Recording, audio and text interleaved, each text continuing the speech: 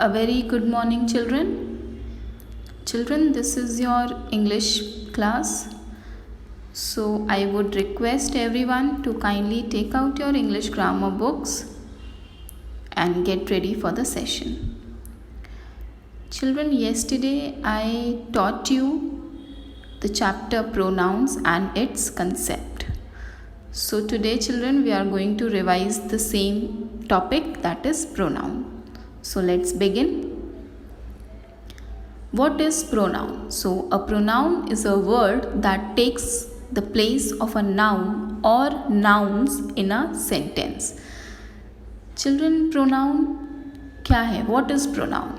So pronoun ऐसे शब्द हैं, ऐसे वर्ड्स हैं जो नाउन या फिर नाउन्स, दो भी नाउन्स हो सकते हैं, तीन भी नाउन्स हो सकते हैं, मोर देन वन नाउन हो सकते हैं सेंटेंस में, तो उन सब की प्लेस एक प्रोनाउन ले सकता है, right? So moving to the next slide. For example, mister Mohan Lal is a bus driver. Mr. Mohanlal drives children to school every day. Mr. Mohanlal is a jovial man. Jovial means happy person. So in this three sentences you can see that Mr. Mohanlal is repeating. Bar bar repeat हो रहा है ये नाम. So instead of repeating the same name again and again in three sentences, we can replace Mr. Mohanlal in sentence 2 and 3 with pronoun, right? So here we come. Mr. Mohanlal is a bus driver. He drives children to school every day. So children, आपने देखा होगा पिछली slide में कि mister Mohanlal second line में भी दिया है, मिस्टर मोहनलाल थर्ड लाइन में भी दिया है, बट बार बार रिपीट हो रहा है. So why repeating the same name in both the sentences, right? एक बार हमने नेम मेंशन कर दिया, then in sentence number 2 and 3 we can use a pronoun and we can replace Mr. Mohanlal, right? So एक बार हमने मिस्टर मोहनलाल का mention कर दिया सेंटेंस नंबर 1 में, एंड सेंटेंस नंबर 2 and 3 में we will replace mister Mohanlal with a pronoun that is he. Why he? Because mister Mohanlal is a masculine gender. He drives children to school every day. He is a jovial man. So बेटा, जहाँ भी हम देखेंगे कि names repeat हो रहे हैं या नाउन्स, सेम नाउन्स रिपीट हो रहे हैं एवरी सेंटेंस में, so we are going to replace those nouns with pronoun. Okay, so let's move further. The words I, you, he, she, it, we and they are pronouns that come in the naming part of a sentence. So जहाँ भी naming part है, naming part is what? Naming words are nouns. आपने पढ़ाई है class 1 and 2 में, that naming words are nouns. So जहाँ जहाँ naming part होगा, जहाँ जहाँ नाम दिया रहेगा, वहाँ पे हम I, you, he, she, it, we and they का यूज़ कर सकते हैं. अब नाउन्स, बेटा आपने जेंडर वाले चैप्टर में आपने पढ़ा था 2 kinds of noun, singular and plural. Alright, so अब हम देखेंगे प्रोनाउंस भी 2 टाइप्स के होते हैं. मैंने आपको कल पढ़ाया था, समझाया था. तो प्रोनाउंस भी कौन कौन से प्रोनाउंस सिंगुलर हैं और कौन कौन से प्रोनाउंस प्लूरल हैं. So I, he, she, it are singular pronouns and we and they are plural pronouns. Why? Because we and they we use with the nouns which are more than one. Alright, when there are 2 persons or more than 1 person, so we use we or they. Otherwise we use singular pronouns, that is I, he, she and it. So there's an example. The village is far away. It has many rivers. They are clean. सो बेटा आपने देखा village is far away. It pronoun है. It किसके लिए use हुआ है? Village के लिए. ओके, अब हम अगर प्रोनाउन नहीं यूज़ करते इस एग्जाम्पल में, तो हम क्या करते? The village is far away, the village has many rivers, right? So हमने द विलेज को दोबारा नहीं रिपीट किया और क्या लिखा? Instead of village we wrote it. Why? Because village is a non living thing, it is a place. So we use it with non-living things or places or animals, plants. Alright.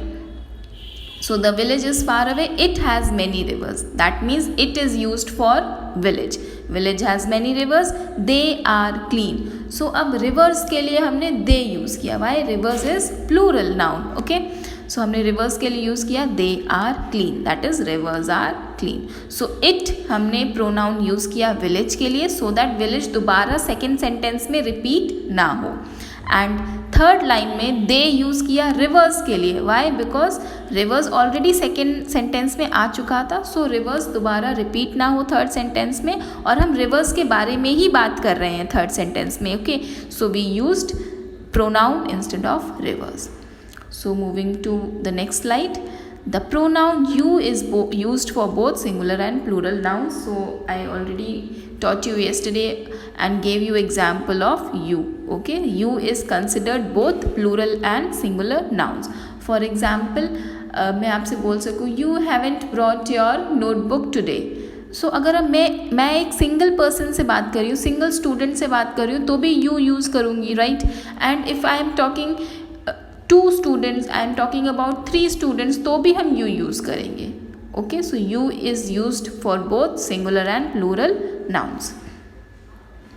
For example, the pronoun you is used for both singular and plural nouns. It is, example ये देखिए, it is an important game. You must play as a team. So अब हो रहा है कि ये एक important game है, you must play as a team. So you किसके लिए? 4 बॉयज़ के लिए यूज़ किया गया है. सो यू यहाँ पे plural pronoun as a use किया गया है. Okay, so you must play as a team, that means you all must play as a single unit. एक साथ खेलना है, that is the meaning of the sentence. Next example is do you have a pet, does it play with you. अब do you have a pet, अब single boy से बात हो रही है. So hair you is considered as singular pronoun. Does it play with you, तो इधर भी यू सिंगुलर प्रोनाउन की तरह यूज़ किया गया है. The words me, him, her, it, us, you and them are also pronouns. They come in the telling part of a sentence. मैंने आपको कल समझाया था बेटा subject part and object part. तो ये सारे प्रोनाउंस जो हैं वो ऑब्जेक्ट पार्ट में आते हैं. टेलिंग पार्ट मतलब जिसके बारे में हम बता रहे हैं, और सब्जेक्ट पार्ट क्या होता है? जो बता रहा है, यानी जो एक्शन कर रहा है, that is called subject part. And जो एक्शन रिसीव कर रहा है, यानी जिसके बारे में हम बता रहे हैं, वो टेलिंग पार्ट होता है या ऑब्जेक्ट पार्ट होता है. Okay, he is my father, I adore him. So देखिए इसमें ही जो है वो क्या है? सब्जेक्ट प्रोनाउन, और हिम क्या है? Object pronoun. मैंने आपको कल सिखाया था कि कैसे फाइंड आउट करते हैं सब्जेक्ट और object. So he is my father. अब इसमें देखिए क्या है, फर्स्ट सेंटेंस में देखिए हेल्पिंग वर्ब कहाँ पे है? हेल्पिंग वर्ब है इज़, राइट. इसमें मेन वर्ब फर्स्ट सेंटेंस में बेटा मेन वर्ब नहीं है. मैंने आपको वर्ब्स में बताया था main verb and helping verb. Okay, so is helping verb है, तो हेल्पिंग वर्ब के पहले वाला जो पार्ट होगा वो सब्जेक्ट होगा, और हेल्पिंग वर्ब से लेके फुल स्टॉप तक जो पार्ट होगा वो ऑब्जेक्ट यानी कि प्रेडिकेट होगा. ओके, सो ही क्या है यहाँ पे? He is subject pronoun. Next sentence is I adore him. अब इसमें देखिए वर्ब कहाँ पे है? वर्ब है अडोर. सो वर्ब के बाद जो भी पार्ट होगा वो ऑब्जेक्ट होगा, दैट इज हिम, यानी कि हिम क्या है? Object pronoun. अब नाउन्स, अब इसमें भी देखिए सिंगुलर, सिंगुलर कौन कौन से हैं? मी, हिम, हर, इट. प्लूरल क्या है? अस, देम. ओके, ये बेटा हम ऑब्जेक्ट प्रोनाउन की बात कर रहे हैं इधर. ठीक है, ऑब्जेक्ट प्रोनाउन है me, him, her, it and us, them. Next example is Nikki has pet, it is a dog.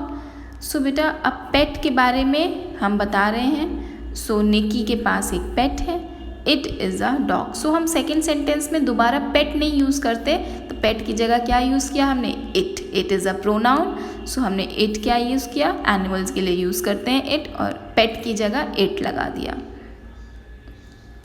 Second example is they are my grand parents, I help them. So they किसके लिए use किया? They plural pronoun हो गया, क्योंकि grand parents क्या है? 2, right, more than 1 है. सो इसीलिए प्लूरल प्रोनाउन हो गया they, and I help them. So them क्या हो गया ऑब्जेक्ट प्रोनाउन, दे हो गया subject pronoun, I help them is object pronoun, them object pronoun है और देम क्या है प्लूरल है, ग्रैंड पेरेंट्स के लिए यूज़ कर रहे हैं इसलिए देम लगाया। अब सेकेंड सेंटेंस में हम ग्रैंड पेरेंट्स भी लगा सकते थे, for example they are my grand parents, I help grand parents, right. लेकिन 2 बार ग्रैंड पेरेंट्स रिपीट हो जाता है इसलिए हमने ग्रैंड पेरेंट्स की जगह सेकेंड सेंटेंस में प्रोनाउन यूज़ किया which is them. You is used for both singular and plural nouns in any part of the sentence, यानी कोई भी सेंटेंस का पार्ट हो, सब्जेक्ट पार्ट हो या ऑब्जेक्ट पार्ट हो, हम यू दोनों तरह सिंगुलर एंड प्लूरल की तरह यूज़ कर सकते हैं। You are my best friend, I like to play with you. अब देखिए जो फर्स्ट यू है वो क्या है सब्जेक्ट प्रोनाउन, ओके, एंड जो लास्ट वाला यू है सेकेंड स्टेटमेंट में वो क्या है object pronoun. So children, here we end the session. I hope you understood this concept of pronouns very well. And children, if you have any doubt or confusion regarding the concept of pronoun and in understanding, you may ask me on the WhatsApp group. So thank you children, and be safe and be at home.